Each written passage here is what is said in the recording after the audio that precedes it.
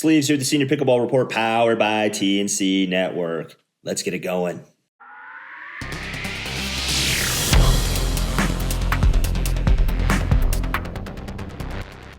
Today we speak with Thomas Yelloweyes from Night Train Pickleball.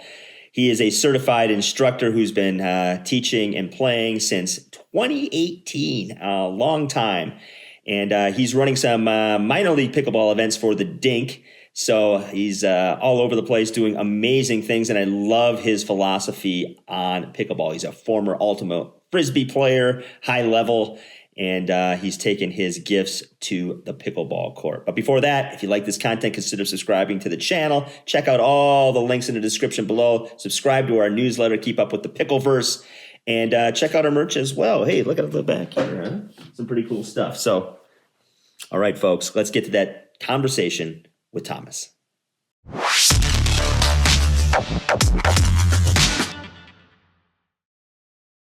Okay, today we are with Thomas Yelloweyes of Night Train Pickleball. Welcome to the Senior Pickleball Report, Thomas. Thank you. I'm excited to be here and talking with you.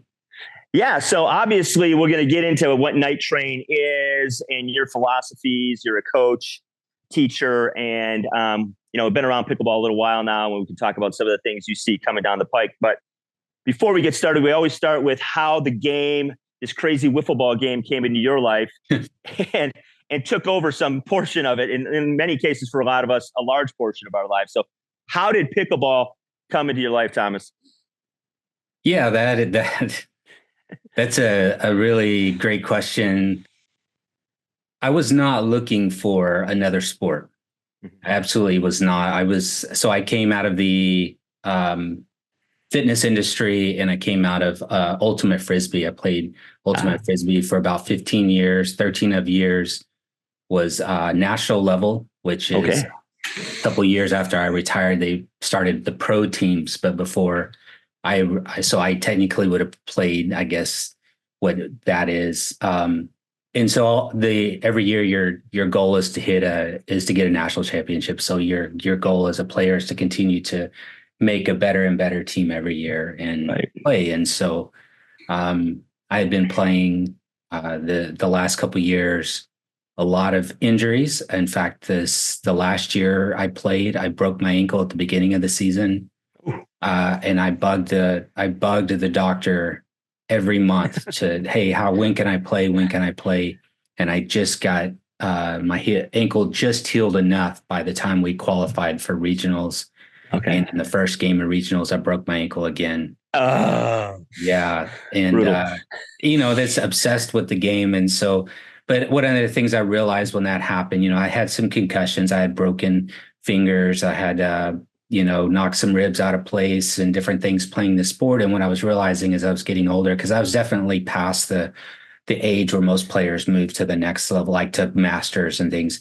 I was still trying to play that level as I was not recovering fast enough. Yeah. And there wasn't enough time in between the seasons before the next one to really give my body a chance to recover. And after this, and then it cost me a lot to play at that level, just a lot personally, a lot professionally to play at that level. And so I decided, it was time to hang up the cleats. It was time to figure out, what the next chapter was for me. So I actually picked up and moved across the country from Missouri to Redding, California.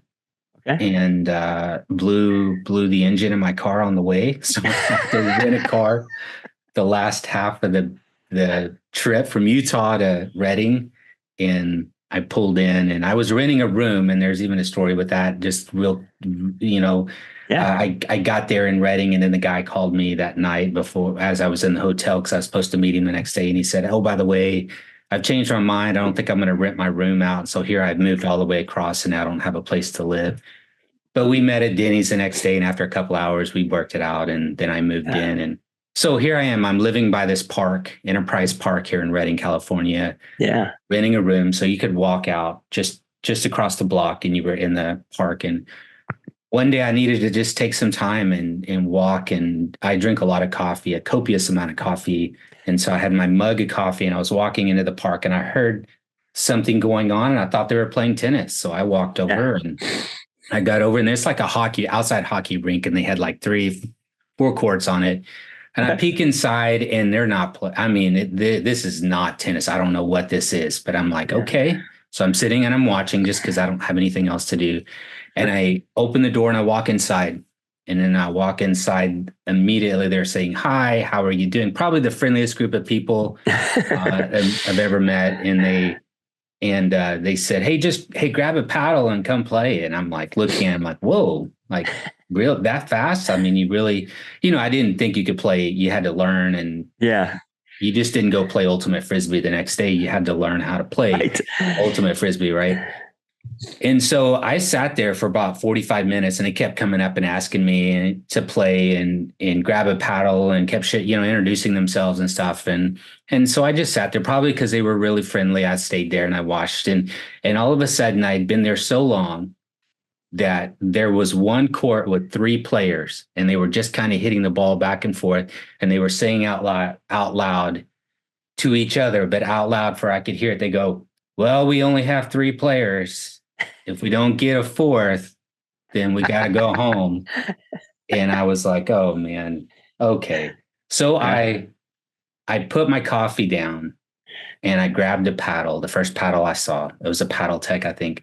Grabbed a paddle and I said to myself, because this is what happened with Ultimate Frisbee. Like when I started playing, I was having the time of my life and it came at the right time in my life too. But at the end, it was all everybody I was playing with, it was all about winning. Okay. All about winning. And all the fun was gone between being injured and I was not having fun and I was tired of like just running sprints because we didn't do well. Like I was done. So I picked that as I was grabbing that paddle. I said to myself, if this ever doesn't become fun, I'm going to put this paddle down and I'm going to walk away. Yeah. And I picked that paddle up and we played. They taught me like on the fly, right? We won our first game 11-1. And 2 hours later, I'm like, where's this been my whole life? Yes. And it went from that to like I'm playing 7 and 9 hours a day, 5 days a week. It was crazy. It was crazy. So that's how it started. Okay. Yeah. I mean, Thomas, when you jump in, you jump in. Yeah. It was, but the people, let's be honest, it was the people that really, for sure. They're the ones who really made it easy for me to step on the court and play. If they weren't as welcoming as they were, it'd probably been easier just to open the door and walk back out and continue on doing what I was initially planning to do. Yeah, I think you hit on an important point. Obviously, the community of pickleball is what grabs a lot of us. And same with me. Like the first time I played, it was, I just couldn't believe how welcoming people were and how nice they were and how willing they were to teach you. And a lot of times you enter sports, like you mentioned, Ultimate Frisbee, or I played a lot of volleyball. A newbie comes in, you're like, ugh. And then, you got to show them all those things. But it seemed like to me, very open arms and welcoming. And I think part of that is obviously the game is very accessible to people. It's not like tennis where you got to control this pressurized ball with these strings that can fly over the fence. And so when my wife taught it in PE 20 years ago, that's why she was doing it, because all kids could jump in and they could pretty much play right away, at least hitting the ball over the net, whether or not they knew the rules. So I think, that's an important point. I didn't realize, I guess, how physical Ultimate Frisbee is. Yes, absolutely. It's that a lot of people, when I say Ultimate Frisbee, they think Frisbee golf. Yeah. And it's not Frisbee golf. It's this 7-on-7 game and you have a defense and an offense. And when you play rec, right, you can play defense and offense. But when you start playing for that national championship, it's like most sports, you either offense or defense. You're not both. And you have to have a few screws loose in your head to be defense, because you got to be able to just sacrifice anything to get the disc, knock the Frisbee down. Right. But I played offense. I was what they called a handler. I touched the disc a lot. And, so I'm not a tall guy, right? Yeah. But I used to have close to a 30-inch vertical. But it doesn't matter if you have a 30-inch vertical, if the guy who's 6'3" has a 30-inch vertical. Correct. Right? It doesn't matter how high you can jump. You're not out jumping that guy. No, I ran into the same problem with volleyball. I could jump out of the building, but then there's guys that are 6'2", 6'3" that can jump as high as I could. So, right. So I realized like nobody should be able to outthrow me. So that is how I made it on. And I was quick within the first 10 yards. Like those are the two things that allowed me to compete at that level. Outside of that, it was, it was not a competition outside of that with me and the other players. But I just found where I fit in. Like I do well in these two things, and there's no reason anybody should outthrow me. And so I practice that for hours. So so it's very, very physical, a lot of sprinting. Oh yeah. Physically, I would imagine your cardio was through the roof. I mean, so obviously some of those things translate. If you're quick in the first 10 yards, that burst of speed, that fast twitch muscle, that had to come into play when you jumped into pickleball because of the court size, and you have to take these really sort of short movements to cover your half or the full court if you're playing singles. So talk about some of the things that worked for your advantage when you went from ultimate to pickleball. Yeah. So when I came into pickleball, I had taken a few years off of Frisbee. So I had quit working out and things. So I kind of got a bigger, put on some weight. But one of the things that players realized real quick, and I always got the comment was, whoa, he's a lot faster than I thought he was going to be. Right. I'm like, yeah, it's because I don't look like I'm fast, but that stuff fortunately didn't just go away. But the most interesting thing that translated and threw a lot of players off, especially as a beginner, was because of, ultimate Frisbee, you're throwing with that backhand throw, was my backhand was actually my best shot. Okay. Yeah. And which so is rare. Players would go after my backhand, and I would just kill the ball, or it would come back, and they weren't expecting it.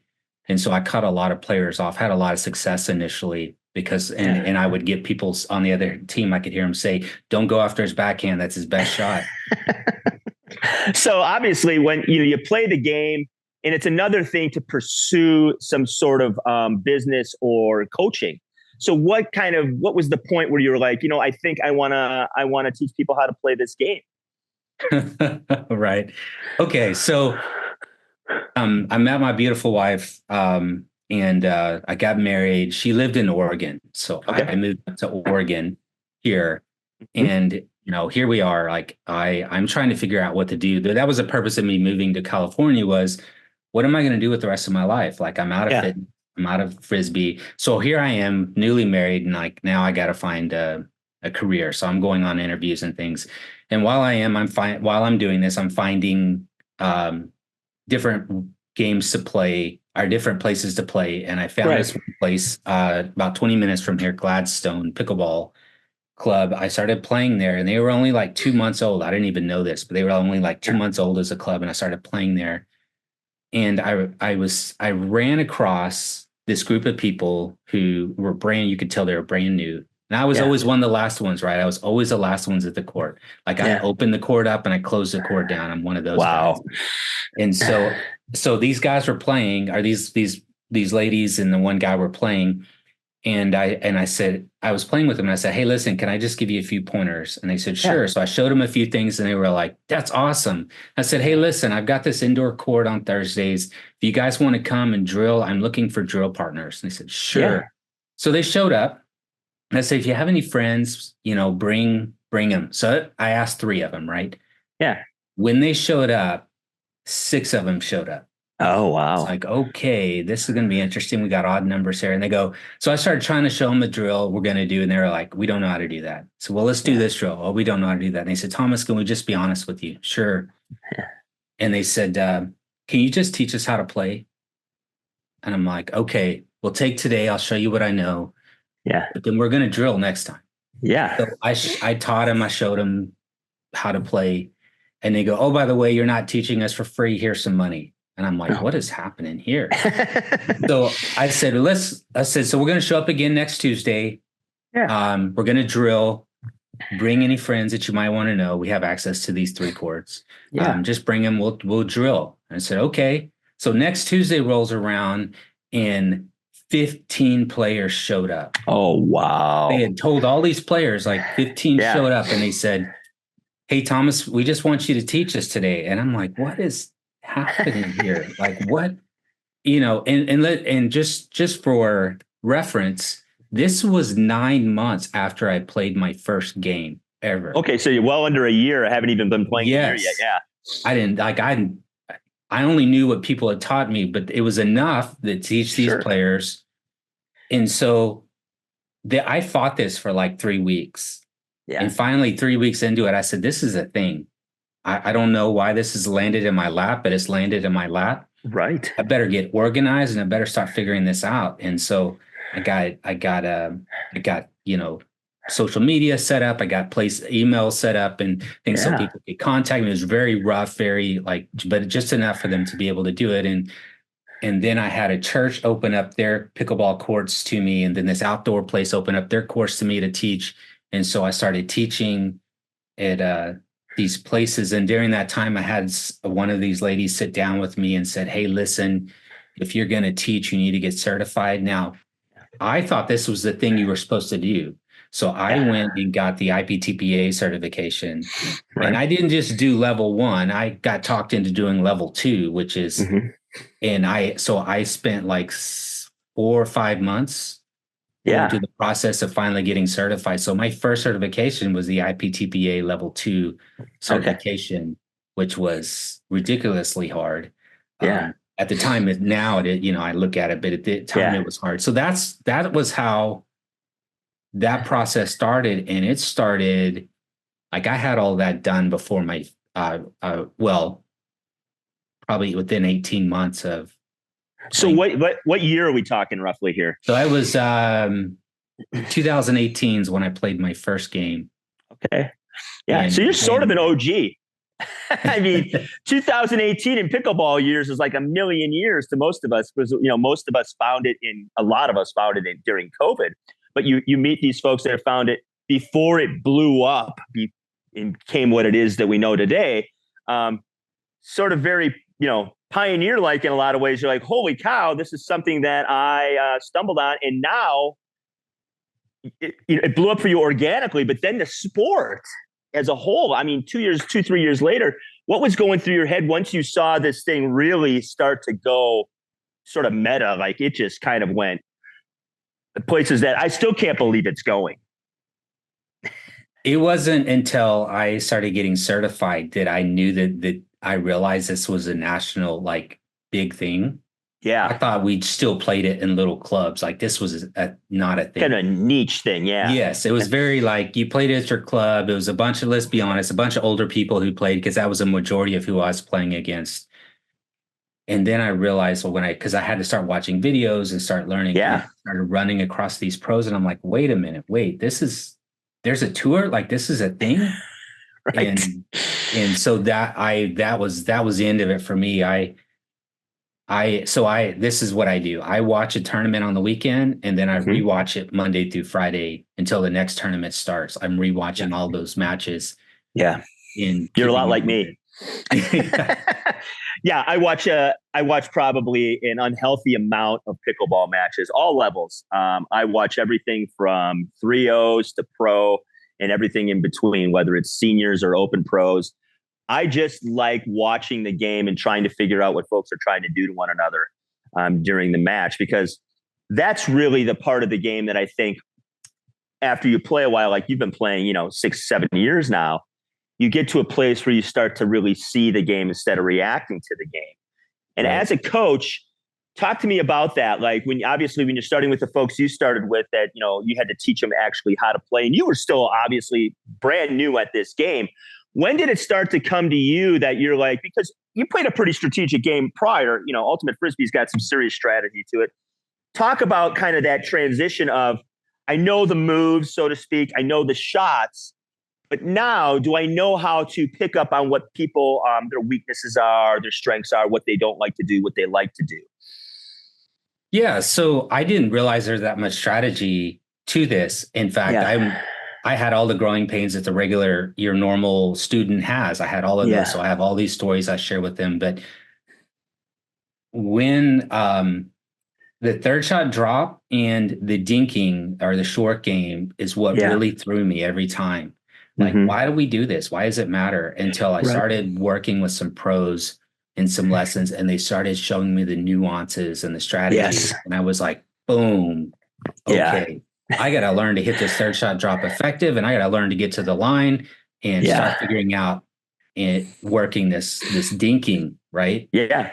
And that's when the world of pickleball just exploded as far as, oh my gosh, the serve has a purpose, the return has a purpose. Yes. You can place your third shot drop, getting to the line.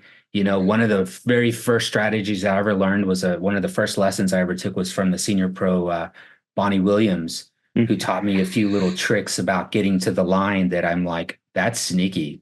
Whoa, that's sneaky. And I'm like, okay, I'm incorporating that into my game.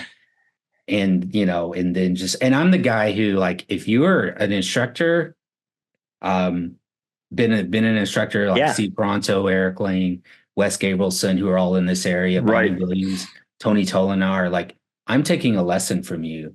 Yeah. Because I want to know what you know, but I also want to know how you approach the game, because I'm going to get something out of that to add to my game in the strategy. But the strategy, the whole fact that it's like a chess game is right.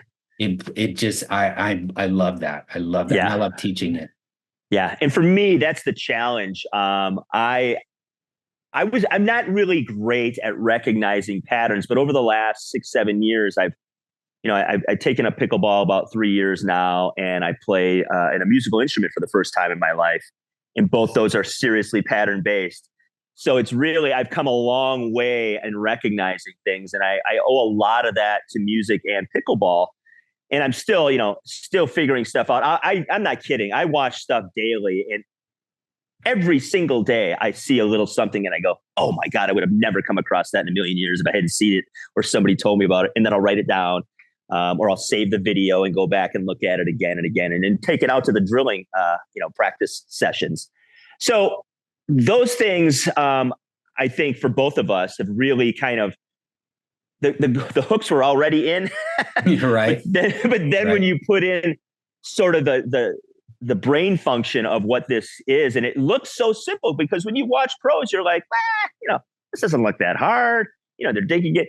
But then if you go, like, you've obviously trained with people who are high level. When you see those people play in person, and you're standing next to a court and you're watching what they do and how they do it, then I think people that have never really, I guess, seen high level pickleball live, I think they start to recognize, holy cow, there is so much more to this game than what I'm doing.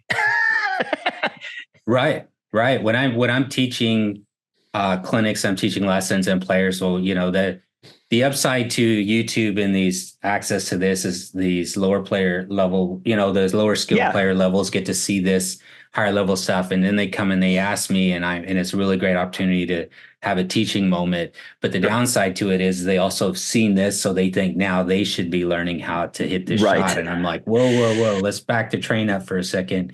Yeah. We first got to be able to hit a dink before we can do something awesome, crazy with the dink, right?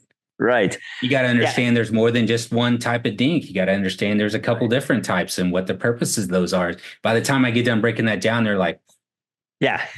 The intent part, I think, is the biggest part, not just dinking to dink, but having the intent of why we're dinking and where we're dinking. And I heard somebody say, I think it was Dan Gingrich recently, he was talking about anytime when he's coaching and he'll watch people play, and he'll ask them, why did you hit that shot? He's not like questioning like that it was bad, good, or indifferent, but you should know why you're making a particular decision, because as you've talked about already, as you advance to particular levels, it is all about decision making. Right. You can have all the skill set in the world and look pretty good and pretty smooth, but if you're making really poor decisions, you're going to get beat by an 80-year-old guy with a knee brace on a regular basis. Yeah, so that's a great point, because there's one story I share, and then there's one question I ask in a clinic. But the one story I share is the very first game I ever lost was against an 83-year-old and a 77-year-old. Yeah, it's the very first game I ever lost, and they shuffled it. They didn't walk; they shuffled. Yeah. But because they were very effective and knew where to put the ball, well, good ball placement. Yes. Even though I was athletic and I could cover that whole court, they had me covering the whole court until I hit the ball out, right? Yeah. That being said, the biggest thing I have to overcome every week, essentially, the one question I have to overcome is when I ask them, it's not a question. It's the response is, what were you doing with that shot? Like Dane Gingrich asked, Yeah. what was the purpose of your shot? And the big answer is, I was just trying to get it back over. Right. And right. I go, well, this is a mindset shift we got to have. We got to shift from, I'm just trying to get it over, to now I'm trying to put it here. Yeah. And then the next question we can ask ourselves in the progression of our mindset is, did that work out? Right. Did that not work out? And then if it didn't, where's the next spot we would like to try to put that ball? Right. Yeah. Right. And I think the other thing I had to get past too in the sports I played in the past is trying to win the point with one shot. Oh yeah. Huge in this game is it's much more of a setup. It's much more chess like. It's that winning shot could be 2-3 shots down the road, but you're setting them up to do something that you hope they respond to. So talk about that a little bit, because as somebody who's still growing in this game, I find myself making those reactionary plays, and you're like, I was trying to make the highlight reel again. instead of working the point. So do you have, obviously it's an advanced skill. So do you talk about patterns and things like that in your work? Yeah, absolutely. There's 2 compliments I've had in my playing career, and one of them I would look at, I thought was good, is not good. And one of them is great now. One of them was, Thomas, you hit the ball the hardest I've ever seen anybody hit it. Yeah. But that was me trying to hit the one shot winner, right? So every time the ball was like that, again, I went through all the same growing pains. And I think that's why students connect with me really well, because I have the same stories that they have. And the second thing, the other part of that is, now the compliment is, Thomas, you always seem like you have, every time you hit the ball, you always seem like you have a purpose with that shot. And it's been a lot of mindset change and actually working on hitting that, hitting shots. But yeah, so I do drilling sessions weekly now. It's my most popular session. And I get players come in. And one of the things we do once we get the shots down is I start teaching them very basic patterns. Yeah. Like, we're going to hit here so we can set this up. And I want you to watch what happens. They hit it, and the ball pops up and their eyes get this big. And I go, yes, you have just reached a whole nother level in your game, even though it's so basic. But it's all that little click that needs to happen. Yeah. And all of a sudden they become more moldable. Their brain becomes more open to some more of the nuances and amazing things that are part of this game. Right. Yeah. So how do you, you're doing a lot of unbelievable fun and cool things, but how do you keep it fun? Because that's obviously an emphasis in your philosophy. So talk about, in a session, how do you keep things light and fun? Because obviously the big part of this game with a lot of us is we get frustrated by missing easy shots into the net. And then there's days where, you just can't seem to do anything right. So talk about the philosophy, because I love that what you said in the beginning, and you have it on your website, obviously, is keeping it fun, because if it's not fun for you, then, what are we doing here? Right. So there's a couple of things I learned. I had a couple of great mentors in pickleball as I was starting to become an instructor. And one of the 2 things that I was given to me, one was, Thomas, you got to know that this is a performance. Like, when you are on the court teaching, you're on. You got to bring. You don't become somebody else. You become who you are, but now you're out on the spot, on the stage. And number 2, you've got to be doing this right. You've got to fall in love with the process of working on your game, which I have definitely fallen in love with that process. And then I worked on my jokes. I worked on my pickleball jokes. Like, I think one of the things, so I grew up in the foster care system. I ended up in this long-term foster care home. And I can't say there's a whole lot of amazing things that happen in that process. But one of the very few things that I got was, my dad had this ability to pick up on quick. He was witty. He could pick up on things. And I think that's one of the things I picked up from him. So I can pick up on things really quick. And, a ball that this hit, and it hits the top of the net and sits there for a second, then falls over, and you can see the look on their face of and I go, hey, listen, that ball had promise. It had promise. And you can just see the look on their face change, right? Right. Or when I'm dealing with players, one of my other lessons that's really big is a 3-and-me lesson where I'm working with 3 players and I'm on the court as a 4th and we're playing. And one of the things that we run across is players hitting out balls, right? Yeah. Out balls. And this is not original. This is not mine, but it's something I picked up, and so I asked the player, I said, do you know there's the first sickness in pickleball? And they're like, looking at me funny. I'm like, yeah, there's a first sickness that's being diagnosed in pickleball. And if there's ever a psychologist or a sports performance player can figure out how to treat this, they're going to be rich. I go, you know what that is? And they sit there, and I, of course, have to wait for dramatic, like build it up. And then I go, it's a banger enabler. And then they all like sat there for a second. Then they all start laughing. And then every time they hit an out ball, they go, I'm enabling. And I'm like, I don't have to say anything after that. Yeah. I like those because they make you think a little bit before that you get the joke. Right. But it's things like that. Like I try to keep, we're going to laugh about misses. We're going to laugh about like hitting the wrong shot. Right. It's a whole learning process. And I know from experience, like if you laugh, you're going to remember. Right. That's a great way of putting it. And at the end of the day, it's a funny little wiffle ball game that we're all playing and having fun doing. So obviously you've been around watching this for some time now. And like I mentioned earlier, in pickleball years, a very long time. What do you see the game going? Because obviously with, the pro game exploding, paddle technology exploding, they're still working on the ball. All those things change the way the game's being played, probably significantly in some regards from when you first started. Are there things you like? Are there things you dislike? Where do you see this game going? Yeah, so I think with all the technology, the game is getting faster. It's speeding up. People are looking to speed it up, sooner. When I started playing, the third shot drop and getting into the dink rallies or to the short game was the way to play.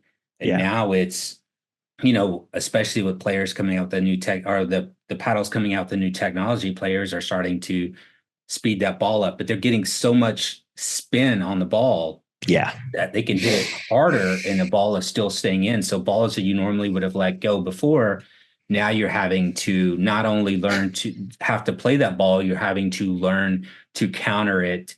And a lot of players, like, they're not resetting as much. It's a lot of, like, we're getting into firefights. We're getting, and that's, it's exciting to watch, right? It's exciting to watch the game. As an instructor, it's not as exciting because that's what players want to do. They want to come on and they want to, hey, I want to get in there, but they don't realize that they don't have very good hands, or they're taking too big a swing, So that's it's exciting to watch it. I think at some point they need to have a limit on the paddle technology. Like you're taking the fun out of the game at some point.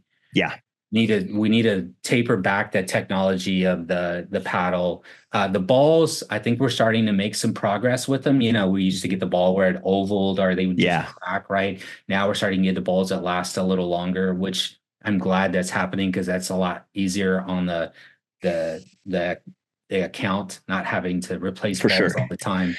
But there's so many balls and so many paddles. That's the other thing I would say is what I was talking to Carl Schmitz a couple months ago, and he's like, there's over 800 plus paddle companies. And I'm like, how do you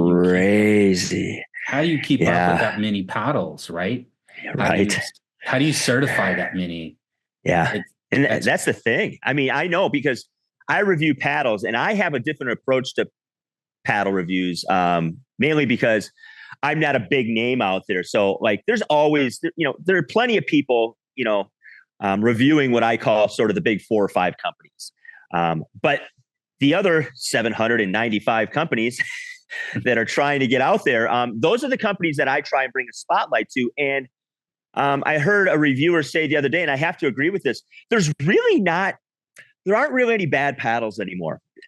Even the paddles that you think are lower end, like let's just say 50, 60, $70, are really pretty decent paddles. They're just not outstanding like some of the stuff that might be, in the 150 and up range. But it's really hard to find, like in the last year, I don't think I've come across a paddle I went, meh. They're all like wow, this is pretty good.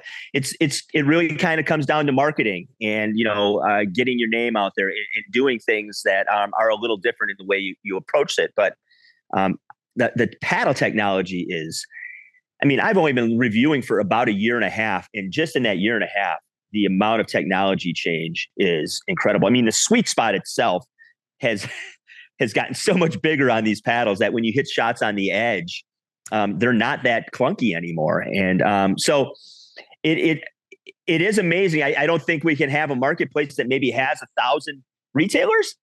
Right. But it is an exciting time. I agree with you. It's sort of the Wild West time where anything is sort of going, they're trying to figure it out. I just hope, like you mentioned, they figure out the part where we don't get, we're all starting to wear eye gear, which I recommend anyway. But I think it legitimately is something that is needed because the stuff coming off some of these paddles and the Gen 3 paddles that are, sort of controversial now, I surely don't want to get tagged. So, yeah, absolutely. I remember when you could get hit by a ball and it was like, oh, that might have stung a little. But now, yeah. You get hit with the ball, it leaves a mark. And, when you're taking a shower, you're like, oh, yeah, I feel that. Right. Absolutely. So talk about the name of your company, Night Train Pickleball. So, I love it. I love the logo. Give me a little background. Yeah, absolutely. So when I first moved up here and it was my wife and I were getting married, I got to meet her mother and stepdad and they actually came out and watched me play pickleball one time. And when I finished, now, I don't know that I did that well, but well enough to impress her father-in-law, her stepdad. Yeah. And he came up to me and said, Thomas, you're really good. You're like the Night Train at pickleball. And I was like, later, I was like, who's Night Train? He goes, well, it's this guy, football player named Dick Night Train Lane. Yeah.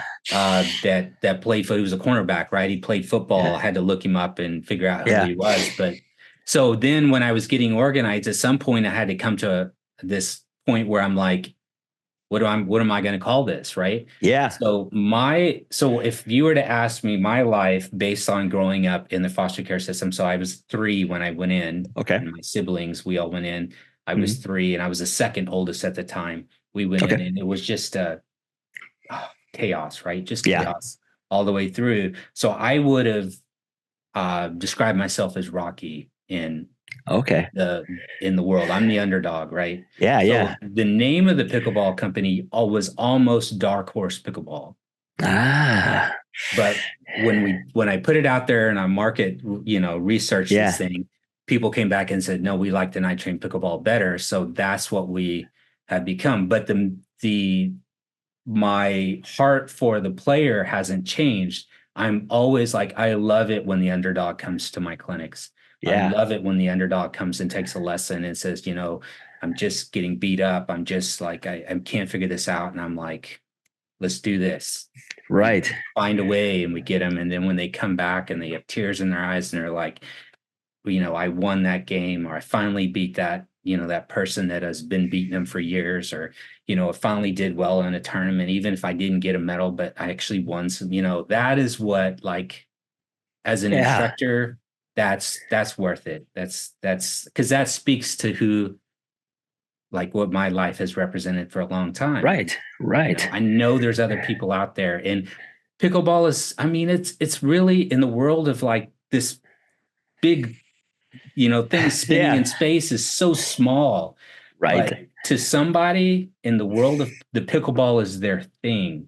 It's what is, if I had a fitness instructor, or I had a fitness manager one time when I was still working for the gyms, and he was my first one. And he said to me, he said, Thomas, you're not a personal trainer. And I looked at him and I said, that's interesting, because I just got certified and I just went to the class. So like, I feel like I'm a personal trainer. He goes, no. He said, you're a life changer.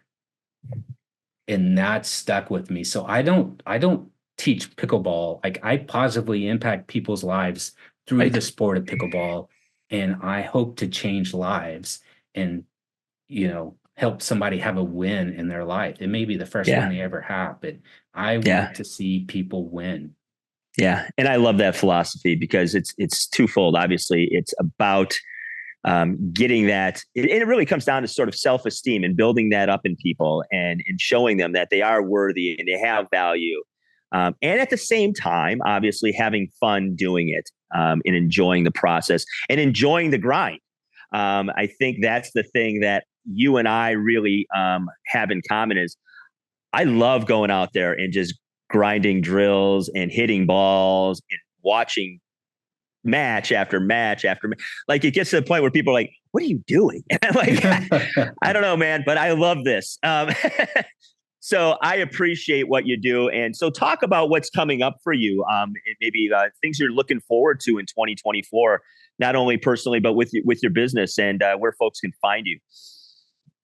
Yeah. So this was kind of the plan last year, and it's been kind of pushed off because, when you're a business owner and you're a player, you're always trying to balance, like, even in the same sport, right? So teaching pickleball and playing pickleball, one of them pays the bills, one of them spends the money. Right. So you got to figure out which one. I got to do enough in the business to be able to do this. But I think I've gone more like focus more on like building this business, and it's starting to grow, it's starting to explode. I will tell you what's interesting. I had to let go of all of the previous partnerships that I had. Like I was with Head Pickleball for a while, the great organization, Allison over there is amazing, but I had to let go of all that so I could really find the identity of like who Night Train Pickleball really is and come back to what we wanted to do. And so letting all of this go is having to reestablish new partnerships. My very first partnership that I've established is with Lauren over at Santa Barbara Happy, and she's good start. Oh yeah, amazing lady.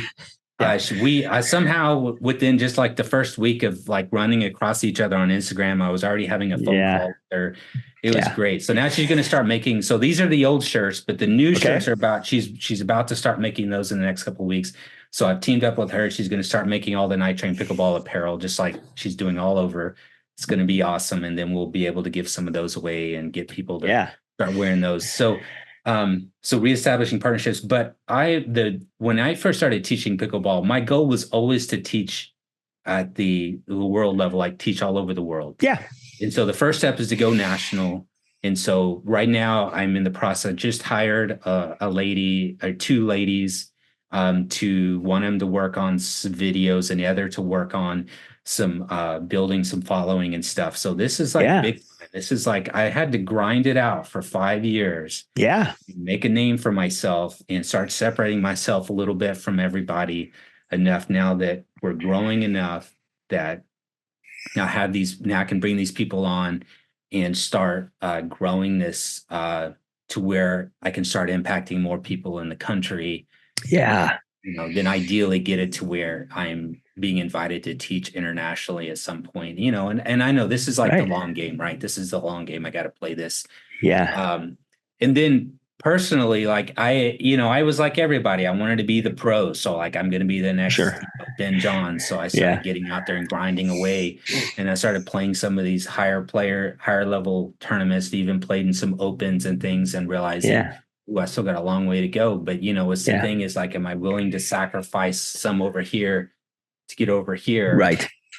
Or, but knowing that the business is long term, like my career as a player at some point is not going to be that big, but the business is always going to be the thing and impacting people's lives. So I'm still going to play some money tournaments and some high level tournaments. Like I'm playing in the PPA Las Vegas, the PPA championship in October. Like that one I've already signed up for. I'm looking for some partners. So but I'm going to play that. So like, I'm still going to be on the radar playing some tournaments and still working on moving myself up, because I would like to see how far I could go. Yeah. But ultimately growing this business now, I'm going to tell you, like, I'm just blown away that this business is like, I've worked really hard and have had to drop back and punt a lot of times in this business because what I thought was working is not working until finally find something that's finally starting to work. Like I'm blown away and I'm excited to see where it goes. Yeah, me too, because obviously we are on some sort of wave here with this game that I've never seen in another sport. And I was alive and you were alive during the tennis craze and the racquetball craze and the beach volleyball craze, but you can put all those together and I don't know what's happening here. But that's the exciting part of it, I think. And people like you, obviously, who have been around before the big wave started to come, are starting to sort of get a foothold and have an impact, which I think is great because you've done the time, you've done the work, and clearly your philosophy is legit, and people love you. So that's an important part of it. Yeah, thank you. Yeah. So obviously, folks, you can find all the information below on Thomas and Night Train Pickleball, and follow him on Instagram. Go to his website. Plenty of things to look on and peruse there if you want to find out more about him. And at the end of the day, folks, get out there, play, and remember, as Thomas and I have talked about, have some fun because it's just a wiffle ball game, but yeah, it could change your life. Thanks for your time, Thomas. I appreciate it. Thank you for having me on, and thank you for this opportunity. Hey, yeah, I agree. Go out there. Remember, it's just a game, but have the time of your life while you're playing. Hope you enjoyed our conversation with Thomas Yelloweyes of Night Train Pickleball. All the links in the description for anything you want to find out about Thomas, and really love what he's doing and his philosophy about keeping it fun. All right, folks, at the end of the day, you know what to do. Let's pickle.